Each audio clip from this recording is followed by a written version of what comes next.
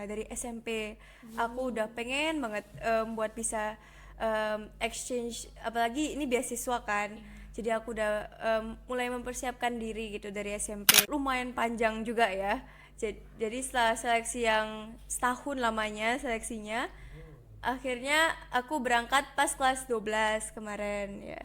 During my exchange year would probably like there's a lot of challenges if I'm being honest because it's not always smooth. Um,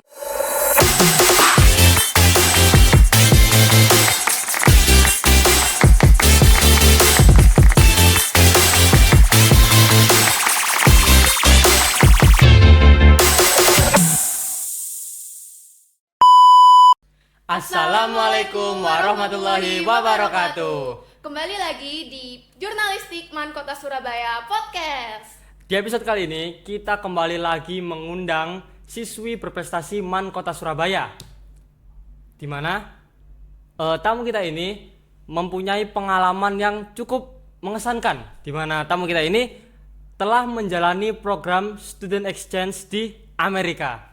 Langsung saja kita sambut di sini Kak Labiba Nurul Aulia.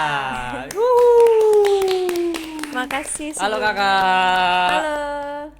Kak, gimana nih kabarnya hari ini? Alhamdulillah baik. Makasih banget udah undang aku. Aku ngerasa honored buat bisa di sini. Kak, jadi kita di sini semua penasaran mendengar kabar-kabar kakak ini kan ikut program student exchange di Amerika. Itu kita tuh semua pengen tahu gimana awal mulanya sampai bisa terjalan seperti ini tuh kayak gimana? Kok bisa gitu loh. Tiba-tiba dapat berita ada anak man itu ikut pertukaran pelajar. Sebenarnya sih aku ngikutin berita tentang student exchange itu udah dari lama ya, dari SMP. Aku udah pengen banget buat bisa exchange, apalagi ini beasiswa kan. Jadi aku udah mulai mempersiapkan diri gitu dari SMP. Tapi baru dapat kesempatan untuk bisa ikutan student exchange ini pas aku kelas 11. Aku baru mulai daftar lah gitu untuk program ini. Dan seleksinya tuh lumayan panjang juga ya. Jadi setelah seleksi yang setahun lamanya seleksinya, akhirnya aku berangkat pas kelas 12 kemarin ya. Jadi mau tanya ini, persiapannya kakak buat mempersiapkan ikut ini tuh apa aja? Jadi program aku itu kan Kennedy Luger Youth Exchange tadi atau KLYS program. Ini adalah program pertukaran pelajar yang diberikan oleh US Department of State dari Amerika, pemerintah Amerika sendiri, untuk pelajar-pelajar Muslim, maksudnya pelajar di negara populasinya tuh mayoritas Muslim ya. Jadi karena program itu kayak menurutku sih yang aku persiapkan yang paling penting itu mungkin pahami budaya Indonesia dan budaya sana juga. Jadi kayak misalnya ada seleksinya kan, ada seleksi berkas, seleksi wawancara, seleksi dinamika kelompok, dan di situ tuh di seleksi wawancaranya sendiri tuh mungkin yang paling penting itu ya kamu harus mengenal diri sendiri, kamu juga harus mengenal budayamu dan budaya sana juga sih ya itu. Banyak banget ya berarti ya isinya ya. Aku penasaran juga ini pengalaman kakak selama ikut exchange ini di sana yang paling menarik itu apa? Banyak sih ya cerita-ceritanya ya. Mungkin yang paling aku inget banget itu pas aku jadi manajer soccer atau sepak bola. Jadi manajer sepak bola. Iya, untuk Tiba-tiba. tim perempuan tim sepak bola perempuan di sekolahku sana. Jadi aku tuh nggak terlalu ngikutin sports ya, apalagi sepak bola ya. Aku nggak ngerti apapun tentang peraturan sepak bola sama sekali. Terus tiba-tiba di sana aku langsung jadiin manajer. Ya gimana aku mau cetak gol kalau aku nggak tahu kayak gimana itunya ya. Golnya Iya, gimana, kayak gimana apa yang peraturannya nggak tahu. iya peraturannya, offside apa itu gitu, nggak tahu istilah-istilahnya. Tapi karena teman-temanku di sana baik-baik semua, jadi teammates aku yang di tim soccer itu mereka bantuin aku biar aku tahu istilah-istilahnya, diajarin. Jadi dibantuin banyak banget sama mereka gitu. Baik-baik ya temennya. Berarti kakak di Amerika itu berapa lama deh? Selama 1 tahun ajaran atau 10 bulan totalnya ya. 10 bulan, lumayan lama ya. Itu berarti di sana ada yang teman orang Indonesia juga atau enggak? Selain kakak mungkin yang di Indonesia juga? Kalau dari yang berangkat dari Indonesia, itu totalnya ada sekitar 50-an anak dan dari ribuan yang daftar ya.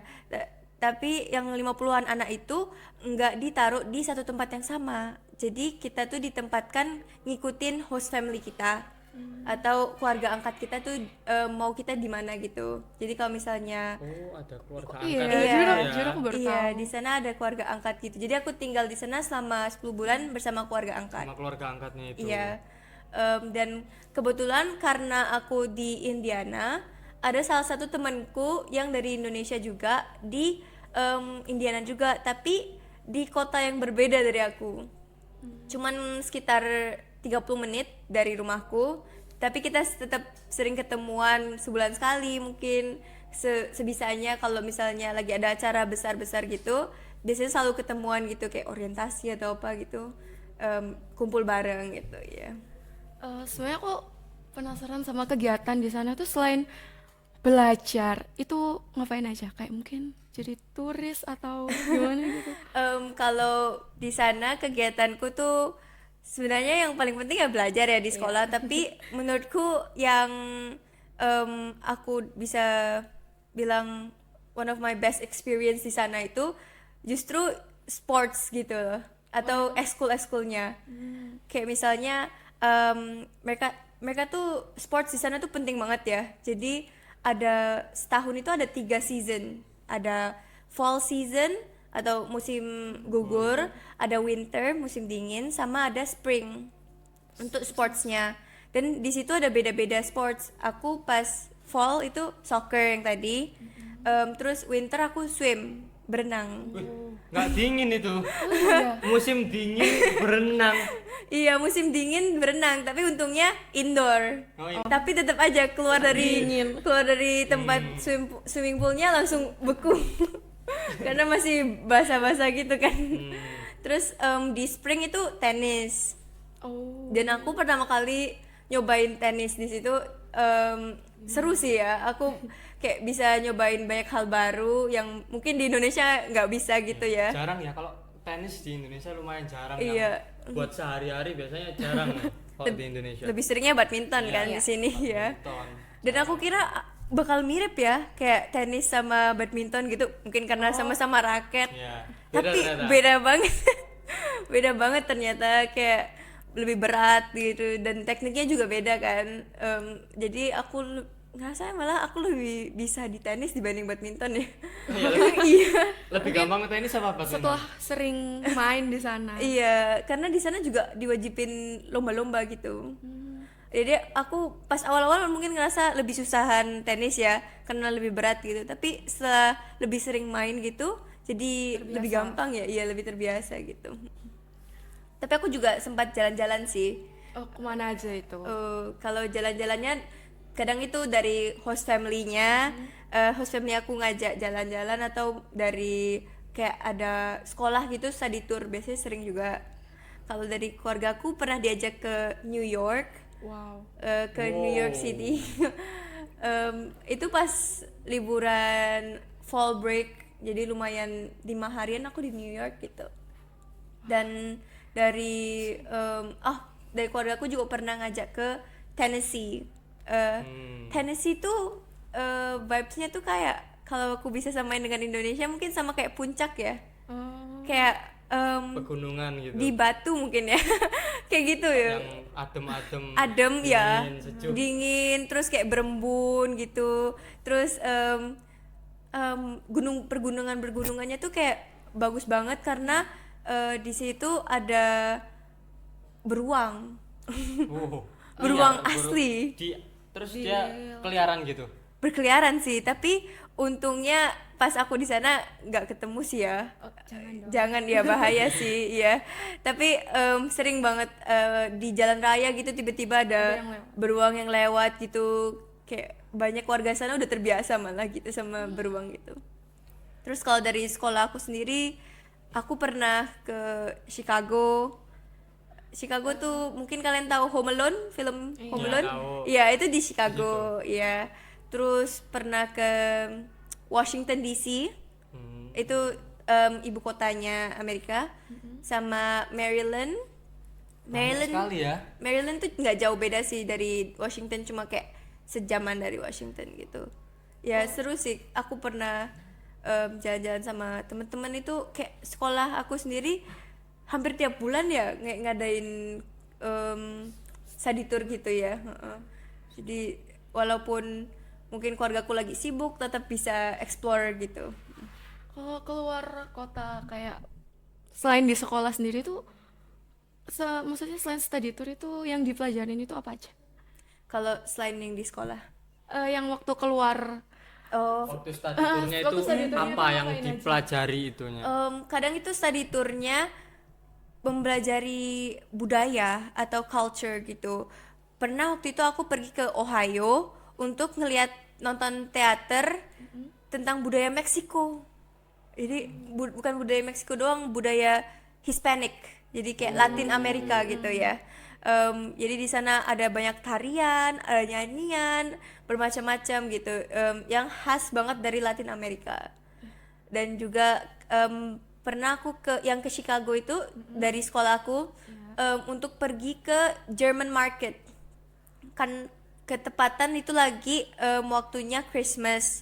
Jadi di Chicago itu ada salah satu terbesar di US, kayak Christmas market gitu. Tapi Christmas market itu kayak khas budaya Jerman. Jadi banyak yang orang-orang Jerman yang jualan di sana malah. Kayak kue-kue Jerman. Autentik Jerman. Iya, otentik Jerman. Karena kebetulan aku juga ikutin kelas Jerman, kayak aku ngambil kelas Jerman, jadi dikasih disuruh latihan ngomong bahasa Jerman sama pedagangnya gitu loh. Bisa akhirnya. Bisa. Coba deh, coba sih dikit. mau denger deh. satu kata dua kata. Satu kata dua kata. Mungkin perkenalan aja ya. Ya boleh. Hallo, ich heiße Labibah und ich bin 18 Jahre alt. Ich komme aus Indonesien.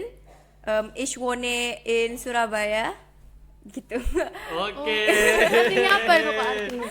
Artinya nama saya Labibah. Saya 18 tahun. Saya dari Indonesia dan saya tinggal di Surabaya. Oh. Itu termasuk susah loh. Bisa kayak gitu, itu termasuk lancar sih tadi. Kalau untuk telinga kita termasuk untuk lancar, termasuk lancar. Bisa nggak tadi yang Kak Labibah Bisa. ngomongin? Bisa. Guten Morgen. Guten Morgen. Tapi lumayan gampang sih menurut kalau Jerman, karena alfabetnya mirip-mirip Indonesia. Kayak A, B, C gitu, mirip-mirip dengan pelafalan kita gitu. Oke. Ini aku mau tanya. Dengan kakak kan ada di Amerika sampai 10 bulan, itu kan pasti sehari-hari menggunakan bahasa Inggris. Iya. Aku pengen tahu kayak gimana kakak itu bisa mempersiapkan bahasa Inggrisnya. Kan pasti bahasa Inggrisnya kan pasti jago kan, karena pasti setiap hari conversationnya sama orang-orang sana kan pasti pakai bahasa Inggris. Nah, persiapannya kakak itu bisa lancar bahasa Inggrisnya itu kayak gimana? Jadi sebenarnya jujur aja ya, aku pas pertama kali baru nyampe ke US, terus kayak semua orang sekitar aku ngomong bahasa Inggris, aku baru nyadar kayak, oh iya aku udah nggak di Indonesia lagi. Baru kayak Langsung kaget gitu. tertabrak Iya fakta, baru langsung baru ngeh gitu, bukan overload. iya bukan di Indonesia lagi. Kalau untuk persiapan aku sendiri, aku itu lebih seringnya kayak ngikutin, dengerin musik dan nonton film. Jadi aku belajarnya lewat situ sih ya banyaknya. Tapi aku mulai belajar bahasa Inggris dari umur 3 tahun sih. Wush.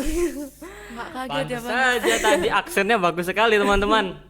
Dan ya aku di rumah juga latihan sama keluargaku gitu, sama kakakku aku ngomongnya bahasa Inggris Berarti gitu. emang di keluarga juga support bahasa pendukungan. Inggris ya. Iya, dan mungkin kalau misalnya kalian juga mau belajar, aku saranin dari film sih ya. Aku lebih banyak belajar dari film karena nonton film nggak pakai subtitles gitu. Oh, langsung bisa. Iya, langsung gitu. Beda berarti. Kalau aku dulu, aku juga lumayan bisa bahasa Inggris. Kalau aku dulu itu nggak belajar, lebih ke kayak tiba-tiba spawn di dalam kepala Iya, gitu loh bahasa Inggris itu. Karena dulu iya. itu sering kalau misalkan ayah nonton film di TV, bioskop Trans TV, bioskop Trans 7 itu film-film bahasa Inggris kan ada subtitlenya. Itu kayak Iya. otak itu langsung ngesinkronin apa yang diomongin sama di subtitlenya gitu loh. Langsung nge-translate Langsung sendiri ke gitu translate ya. sendiri. Oh, ini artinya ini artinya terus Iya. akhirnya semakin lama lambat laun kayak ke proses sendiri gitu. Menarik ya. Asik sih. Jadi dari kecil udah sering gitu. Malah Iya. adikku baru lahir itu nontonnya ya Inggris. Kamu tahu High Five? Program iya. High Five itu adikku nonton itu terus dari dulu. Iya. Sampai Sekarang bisa bahasa Inggris. bahasa Inggris. Aku sekarang kalau di rumah sama adikku bahasa Inggris Iya, benar. ngomongnya. Wow. Malah itu berguna banget sih ya menurutku, kayak dari kecil mungkin udah karena udah terbiasain gitu Iya. ya. Tapi aku karena kayak emang dulu tuh sama papaku tuh malah hanya boleh ngomong bahasa Inggris, kalau sama papa hanya boleh ngomong bahasa Inggris gitu. Tapi asik sih kalau kayak gitu. Iya. Kayak bisa deh nanti asik. Iya. Kayak gitu. Buat latihan. Buat latihan. Jadi langsung kita biar vibe-nya langsung. Jadi nanti karena kepake loh bahasa Inggris itu dia Bener. Bahasa kedua. bahasa global, Yes. kepake di semua negara. Ayo guys, belajar bahasa Inggris. Kita harus belajar bahasa Inggris. Penting sekali belajar bahasa Inggris itu. Bener. Itu tuh buat modal kita ke depannya. Aset. Berarti gini deh, aku pengen sebenarnya aku pengen denger sih kakak ngomong bahasa Inggris. Pengen coba apa yo? Kita buka topik topik. Tapi nanti jawabnya harus pakai bahasa Inggris. Ya boleh. Tantangan gimana? Tantangan selama di exchange itu. Ayo bahasa Inggris kan. bisa, Can you tell us, is there any challenge that you face when saat menjalani program student exchange itu? Oh yeah. Your English is pretty good. Oh, Honestly. thank you. For my challenges during my exchange year would probably, like, there's a lot of challenges if I'm being honest, because it's not always smooth. But one of my biggest challenges was probably I would say food, because there's not always halal food. And I can't guarantee that the meat is 100% halal. So I would rather just eat chicken or beef and just avoid pork in general. And I mean, there are some of my Muslim friends that turn vegetarian because they don't want to eat meat at all because it's not halal meat. But my sisters just told me that it's fine, you can eat chicken, you can eat beef as long as it's not pork. And my host family too, they're very understanding, honestly. They know that I can't eat any pork, and they provide the meat for me. Like whenever they're eating pork, they would cook something with chicken, or just let me know that I can cook by myself, like if I want to make something that's not pork, you know. But they rarely eat pork, if I'm being honest. Like they only eat it like once a month probably, so it's fine by me too. And maybe another challenge would be praying, trying to find a place to pray at school, because I go to school from 8 a.m. until 3:30 p.m. So I have to pray Zuhur there, and I usually pray at the teacher's room, like the teacher's office. Like it's for the English teachers, but I asked permission to my teacher if I could use it to pray during my break, so I can pray Zuhur there. Isn't there any other Muslim friends on your school? When I first got to my school, I was the first Muslim, so there was no other Muslim there. But after like 3 months, there was another Muslim girl from Somaliland, and Yeah, and then after that there was another Muslim boy from Morocco, and like after 3 more months in January there was another Muslim girl from Malaysia. Oh. Yeah. Yeah. No, Neighbor. yeah, just a neighbor. Sometimes I speak in Malay with her because finally there's Seru ya. someone who will understand me. Yeah. Keren guys, bahasa Seru Inggrisnya itu loh, kayak ngomong sama orang luar. Kayak Keren, menutur keren, keren, aslinya. Susah loh ngomong bahasa Inggris itu, karena kalau nggak terbiasa itu memproses di kepalanya itu loh. Kayak kita paham, kita tahu apa yang mau kita omongin, tapi pas mau dikeluarin tuh bingung gitu loh. Iya. Tapi mungkin kakak udah terbiasa aja ya makanya ya.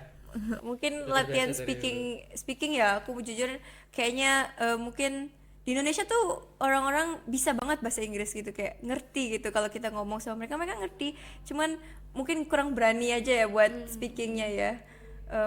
Padahal if you just try it, maybe you'll get used to it more gitu kan. Kalau Mungkin beberapa mungkin juga nggak pede sama aksennya, kedengaran mungkin Pronounce-nya. kayak kedengaran jaksel gitu loh.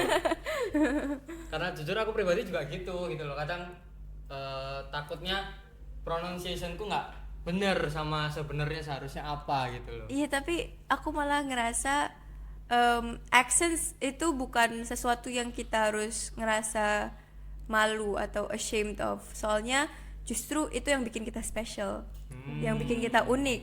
Karena oh kamu orang Indonesia nih gitu ya, kayak itu yang ciri khas kita gitu. Ada medok-medoknya dikit gitu ya. Iya. Jawa-jawanya dikit.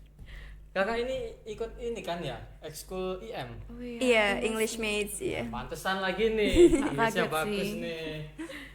Itu kakak pernah ikut lomba ya kalau nggak salah ya di IM itu. Iya, Juara satu. Juara 1 ya. iya. Lomba itu ALSA Court Like Debate Competition di UNER untuk debat bahasa Inggris ya. Wow.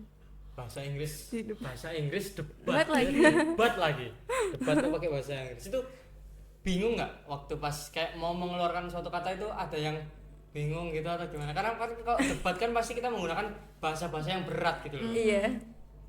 Mungkin untuk aku sendiri aku ngerasa karena aku juga baru balik banget ya dari US waktu itu. Aku ngikut lombanya itu sebulan, nggak sampai sebulan setelah aku balik dari US. Di bulan yang sama aku balik. Wow. Jadi aku masih kayak nyerocos aja gitu, kayak masih bisa, terbawa. masih ke bawah sana juga kan. Dan aku ngerasa aku suka banget debat itu karena I love getting into arguments gitu. Aku suka berargumen. Sama dong. Saya juga suka tapi tidak bisa dalam bahasa Inggris. Susah dong. Bisa dong, gak nyoba dulu dari tahun ini. Iya. Berarti lombanya itu setelah kakak balik dari Amerika ya? Iya. Berarti ini termasuk Daftarnya- apa benefit ini? Daftarnya waktu sudah balik di Indonesia atau masih Jadi di sana? dari sebelum, jadi dari bulan April kayaknya atau Maret aku udah mempersiapkan gitu sama anak-anak yang lain, Syafia sama Razan juga. Udah daftar, udah siapin berkas-berkas yang diperlukan, dan udah mempersiapin diri kayak kan udah dapat mosi-mosinya, kita latihan sesama kita. Tapi yang bikin susahnya itu karena perbedaan jamnya tuh 12 jam. Oh. Perbedaan waktunya. Karena di sana ya. Kakak Iya. masih di sana kan ya. Dan di sananya lagi pagi, di Indonesianya malam. Jadi kadang tuh latihan tuh mereka udah kayak malam, udah ngantuknya mereka, aku baru bangun tidur. Jadi mungkin waktu latihan yang susah sih ya. Tapi pas langsung aku balik ke Indonesia, langsung kita gencatkan lagi latihannya biar bisa maksimal gitu. Oh, itu kan juara 1 ya. Itu kan pasti prestasinya bisa dibuat daftar universitas kan ya. Iya. Kakak pengen kemana? Ini kalau boleh tahu. Bisik-bisik dong. Aku maunya sih jurusan hukum ya. Kalau untuk universitasnya, jujur siapapun yang nerima aku, tapi aku mau UNER. Mau ke UNER. Iya. Nggak ada niatan ke ini kah? Ke luar negeri? Mungkin Kalau luar negeri, aku juga sambil nyoba-nyoba juga untuk Oh, sambil nyoba-nyoba. luar negeri juga. Dan kemarin barusan ini aku mendapat LOA atau Letter of Acceptance, menunjukkan aku udah keterima di salah satu universitas swasta di Indonesia, namanya Swiss German University. Wow. Jadi di universitas itu double degree gitu. Jadi di Indonesia tapi juga nanti ke Jerman. Di Jerman ya. Wah, keren sekali teman-teman. Tepuk tangannya semuanya dong buat Kak Labibah. Iya. Wah, keren sekali loh. Kalau sampai bisa di Jerman. Mana tadi udah bisa bahasa Jerman kan? Tinggal lanjutin aja Tinggal itu. dilancarkan. Masih harus dilancarkan. Asik ya. Jadi berarti kalau yang di Jerman itu jurusan apa yang diambil? Kalau yang di Jerman itu jurusannya ilmu komunikasi atau global communications. Keren ya, berarti nanti dia bisa membawa namanya ke mancanegara, ke dunia, ke seluruh Global. dunia. Dan akan membawa nama MAN juga pastinya. internasional. Go internasional ini. Kemarin di episode sebelumnya udah go internasional, sekarang kita go internasional lagi nih. Keren Tambah sekali. satu. Memang siswa-siswi MAN Kota Surabaya ini luar biasa semua teman-teman ya. Raya, ada lagi yang mau ditanyakan Raya? Terus kan dengar-dengar Kak Labibah ini keterima eligible kan Kak? Iya. Terus gimana ini? Sedangkan kakak sudah keterima di Jerman, terus nanti kok tiba-tiba ternyata UNER menerima kakak, gimana? Itu jujur ya aku lagi deg-degan sih ya karena itu ya. Kalau emang keterima ya alhamdulillah, akan aku ambil. Cuman aku agak pesimis sih jujur. Kenapa? Kurang yakin aja kayak sama diri sendiri, tapi semoga aja ya dapat yang terbaik ya. Ya, Amin. nanti pasti sewaktu-waktu akan lambat tahun akan keyakinannya akan pasti bertambah. Iya. Kalau yang di Jerman ini yang bikin aku tertarik banget ini di Swiss German ini karena aku mendapat 100% beasiswa. Beasiswa. Iya, Wow. Jadi Itu awalnya gimana kok bisa keterima itu? Ada pengajuan apa-apa mungkin atau emang langsung dilirik sama pihaknya sana mungkin saking kerennya kan langsung dilirik? jadi ada aku lewat jalur tes sama prestasi. Jadi ada tesnya sama aku nyertain prestasiku sama nilai-nilai rapotku sama sertifikatku semuanya aku sertain. Jadi bisa mendapat 100% dari yayasannya. Kaget sih, berprestasi banget. Keren loh ini. Teman-teman yang mau mengikuti jejaknya ini bisa ya tonton video ini sampai habis. Kalian lihat ini seperti ini. Kalian harus bisa. Ini membuktikan bahwa pasti bisa. Semuanya pasti bisa. Apakah ini Kak? Apakah buat mungkin teman-teman kita di luar sana yang pingin kuliah di luar negeri, Ada apakah tips nggak? ada Buat tips? temen-temen yang mau ngelanjutin ke luar Mungkin negeri. buat teman-teman ada di kelas yang mau ke luar negeri, menurutku kalian harus persiapannya mulai dari sekarang sih ya. Persiapin matang-matang gitu. Harus sekarang. Iya, harus dari sekarang. Kalau kayak cari-cari tahu info mungkin persyaratannya apa aja. Kalau misalnya persyaratannya harus ambil tes lagi kayak SAT atau tes bahasa Inggris itu mungkin bisa dipersiapin belajarnya dari sekarang. Karena jujur tes-tes yang kayak gitu kayak tes SAT sama tes bahasa Inggris itu nggak murah kan. Jadi kalau misalnya kalian nggak belajar mateng-mateng nanti ngambil-ambil aja gitu eman di itunya pengeluarannya gitu ya. Jadi biar sekali tes langsung bagus gitu loh nilainya. Iya. Terus ini, apakah mungkin teman-teman yang menonton ini mungkin akan berpikir, dia bisa jago bahasa Inggris karena dari kecil, dari umur 3 tahun ada bahasa Inggris, lingkungannya bahasa Inggris. Nah, apakah menurut kakak, apakah itu bisa jadi alasan buat mungkin, maksudnya apakah dengan kita, apakah harus dari kecil harus berada di lingkungan yang memakai bahasa asing agar bisa jago di bahasa itu, ataukah itu sebenarnya bukan nggak bisa menjadi alasan gitu? Kalau menurut kakak gimana? Kalau menurut aku sendiri kalau dari pengalamanku ya karena emang aku dari kecil, tapi aku juga tahu, aku juga kenal banyak banget teman-temanku yang mereka baru belajarnya tuh kayak dari SMP atau baru mulai belajarnya dari SMA, tapi mereka udah bisa lancar banget bahasa Inggrisnya juga. Ya semuanya tergantung ke diri sendiri ya, kayak kamu seberapa maumu untuk mencapai itu gitu, kayak kamu kalau memang mau itu ya kamu berusaha sebisa mungkin kan untuk bisa lancar bahasa Inggris, kayak bahkan latihan-latihan yang mungkin kita anggap sepele kayak ya tadi tuh nonton-nonton film dengerin musik. atau dengerin musik itu justru lebih masuk mungkin untuk beberapa orang dibanding pelajaran biasa. Karena lebih familiar kan Iya, ya di kepala. Dan itu juga hal yang kita suka kan Iya. gitu, jadi kita belajarnya sambil enjoy aja bawaannya. Jadi banyak juga teman-temanku tuh belajarnya tuh dari film, dari buku, dari dengerin musik juga, yang mereka langsung bisa lancar aja gitu. Dan aku sendiri ngakuin walaupun aku belajarnya dari kecil, aku belum lancar-lancar banget gitu, kayak Itu lancar banget tadi loh. Lancar itu kayak tadi. pas awal-awal mungkin aku bukan level yang native gitu ya, masih banyak vocabularies yang aku belum familiar, tapi aku tetap terus belajarnya dengan cara baca buku, baca jurnal gitu. Bahasa Inggris. Bahasa Inggris kayak novel-novel bahasa Inggris. Mungkin kalau jurnal kan mungkin bosan ya. Tapi walaupun kalau bukan yang menarik, jurnal mungkin membosankan gitu, tapi dari buku gitu kan, kita kan kalau novel apalagi mungkin bisa relate kalau novelnya tentang cintaan gitu, atau yang kayak lucu-lucu gitu kan. Jadi aku suka baca dari novel, dan kalau ada yang kayak kata yang aku nggak familiar atau aku kurang ngerti, aku bakal berhenti dulu bacanya, Google bentar, searching dulu, Sebelah kiri buku, sebelah kanan HP cari. Iya, itu juga bisa bantu nambahin vocabulary sih. Kalau misalkan nonton kayak dokumenter video gitu gimana?